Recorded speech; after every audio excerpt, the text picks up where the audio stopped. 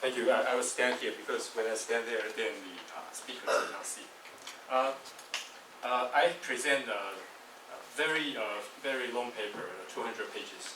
There are two parts. First part I will present. Second part I will not present because second part is a counter memorial written in private capacity and never will be used. But for people who have the experience of doing JESUP, this is exactly what the JESUP experience of mine inspiring me to do for the 30 years after doing JESUP.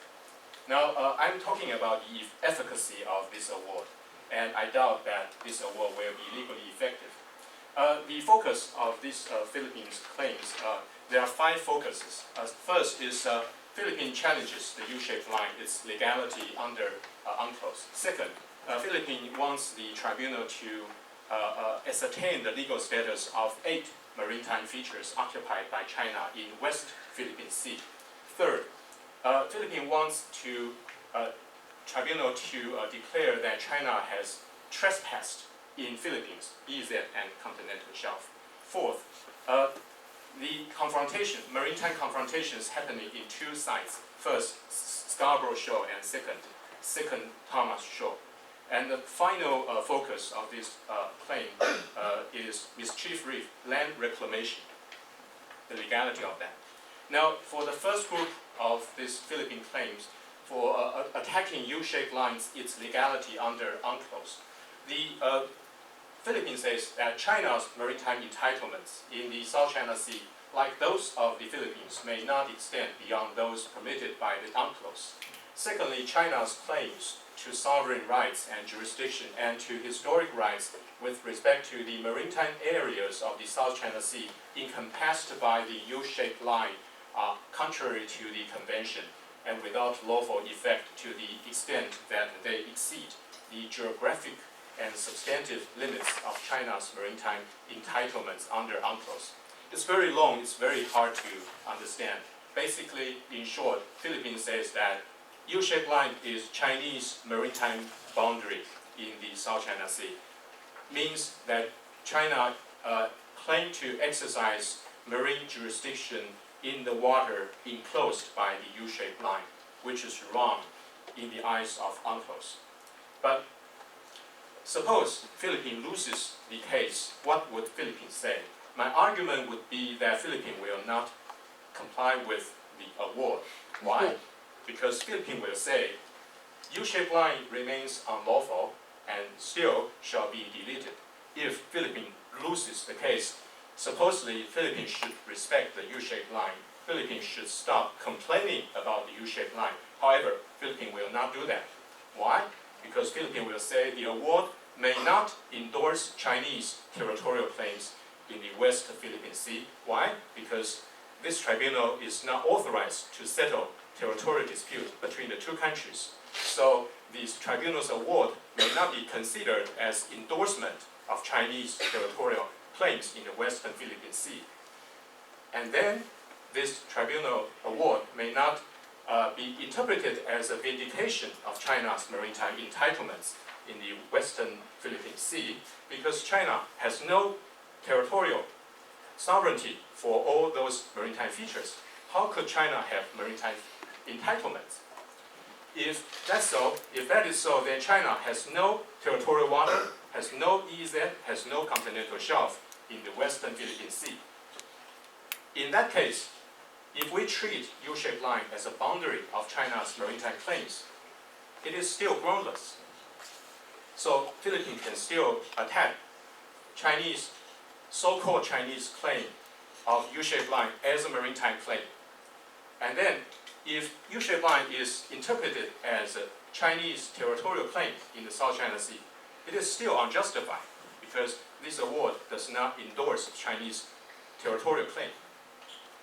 Now, second group of Philippines claims is concerning the legal status of maritime features and also concerning Philippines' alleged Chinese trespass in the Filipino EEZ. Now, there are frog eggs here, 8 frog eggs.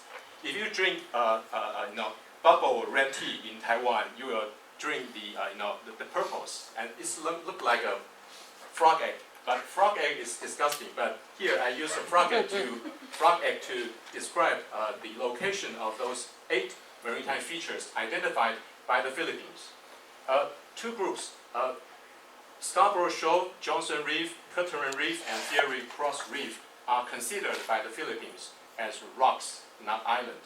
So Philippines asked the tribunal to declare that these 4 features cannot enjoy EZ or continental shelf.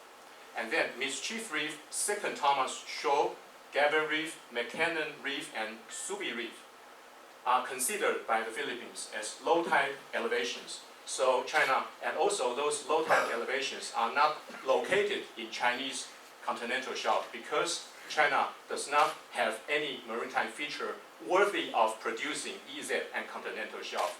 Since there's no continental shelf and EZ belonging to China in Western Philippine Sea, so these 4 low tide elevations occupied by Chinese, those Chinese should get lost. And thirdly, Philippines says China has unlawfully interfered with Philippines' enjoyment and exercise of its sovereign rights with respect to the living and non-living resources of its EZ and continental shelf. 4th point is China has unlawfully failed to prevent its nationals and vessels from exploiting the living resources in Philippines' EZ.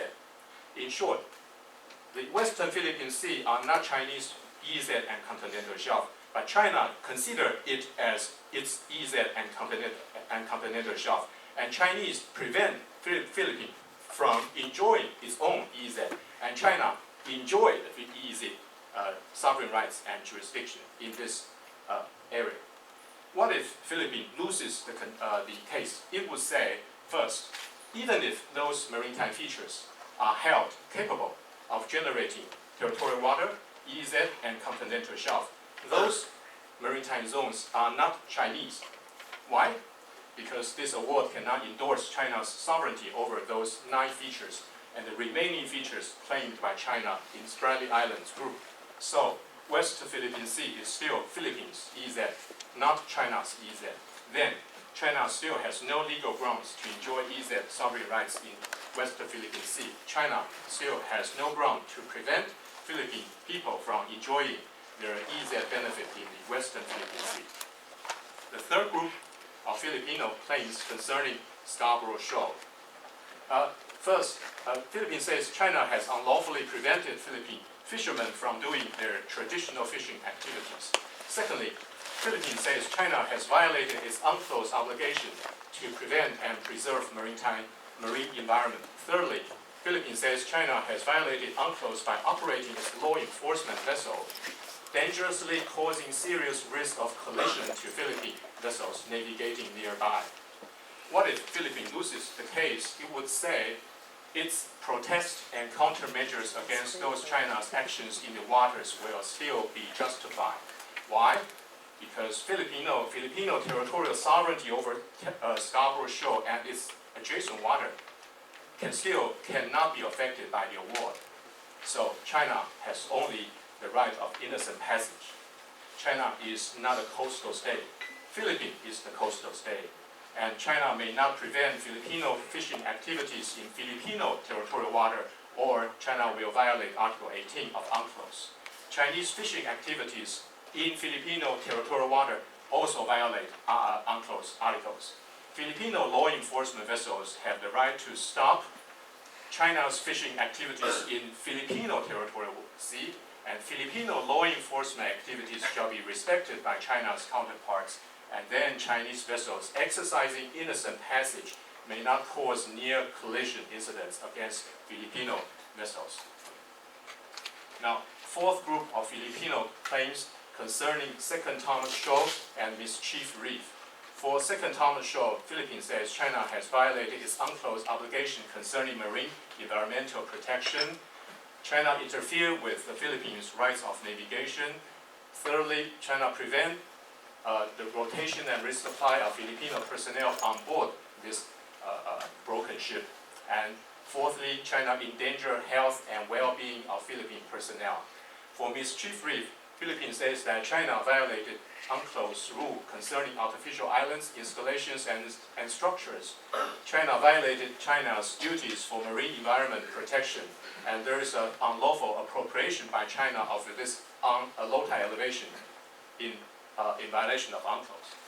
If Philippines loses, you would say that for reclamation in Mischief Reef, the award may not be interpreted as upholding China's territorial claims over all the maritime features in the Spratly Islands Group and Scarborough Shoal, and this award may not affect Philippines' position that China has no EZ and continental shelf in the West Philippine Sea. Mischief Reef as low tide elevation are part of the Philippines continental shelf and EZ, but not Chinese not part of Chinese continental shelf and EZ. So China is a non-coastal state, may not construct artificial islands on Mischief Reef because it is within Philippines EZ and continental shelf. Philippines, as a coastal state, may authorize and regulate the construction, operation, and use of China-built installation and structures which may interfere with the Philippines' exercise of its rights there under Article 60, Paragraph 1C. And then Philippines remains justified for its continuous objection and interference with China's activities on this Mischief Reef. For marine environment protection in Mischief Reef and Second Thomas Shoal, China's law enforcement vessel has prevented their Philippine counterpart from enforcing Philippines' laws upon Chinese fishing vessels conducting activities harmful to marine environment in Philippines EZ. However, those Chinese fishing vessels are harvesting in the Philippines EZ. China should observe Article 58, Paragraph 3 to ensure its fishing vessels follow Philippine fisheries laws and regulations. When Chinese fishing activities endanger Philippines' marine environment, Philippines law enforcement vessels may detain and punish those fishing vessels under several articles. Well, the last page. If China loses, the same legal basis will be used, but from the opposite direction. See my paper. because the core disputes have not been submitted. The core dispute will be left unsettled by the end of the day. Also, because of that, the legal positions of the both parties for the core disputes will be left unaffected by the award. What tribunal addresses here are the surface dispute or the symptom. But it is the core dispute that causes the confrontation or the symptom. Settling the surface disputes without resolving the core dispute will not stop the confrontations.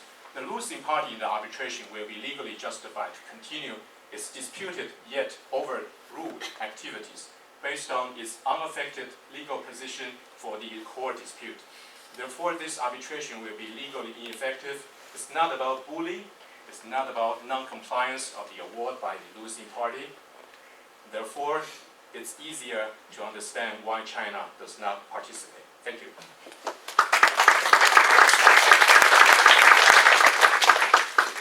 Thank you, Michael.